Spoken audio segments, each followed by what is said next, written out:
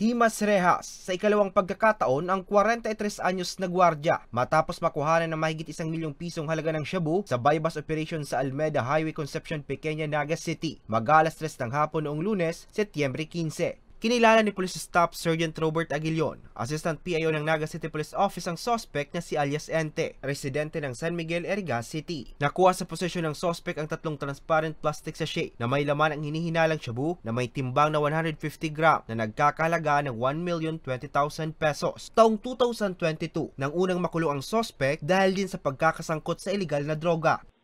Isa po siguro sa dahilan dahil marami ang pumupunta ngayon dito sa Naga dahil na din sa ongoing yung ating Peña Francia Fiesta. At isa pa ay yung siguro iniisip niya na dahil nasa ibang lugar siya, hindi siya mahuhuli o kung maliit ang tsansa na siya ay mahuli.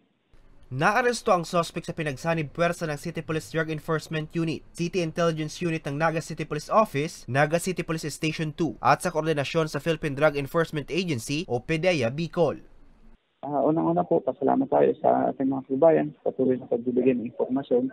At yun naman po sa mga gumagamit, yung tinatawag nating user, considered sila as victims and maaari naman po silang kumonsulta sa kanilang municipal health unit sa MHO nila o MHO. Sa kasalukuyan, nasa kustodiya pa ng Naga City Police Station 2 ang suspect at nahaharap sa kasong paglabag sa Sections 5 at 11 ng RA 9165 o Comprehensive Dangerous Drugs Act of 2002.